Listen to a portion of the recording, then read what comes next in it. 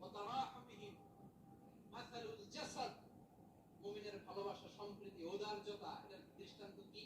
Like one single body, একটা দেহের মতো সবাই।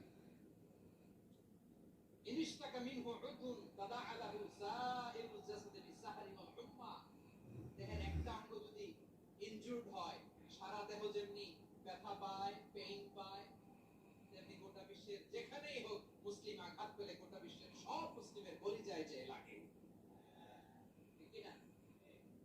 আরেক বর্ণনায় বিশ্বনবী বলেন, আল মুসলিমুনা কারাজুলিন ওয়াহিদ, ইয়ানি জাসাদিন ওয়াহিদ। পুরো মুসলিম হচ্ছে, উম্মাহ হচ্ছে এরকম এক দেহ।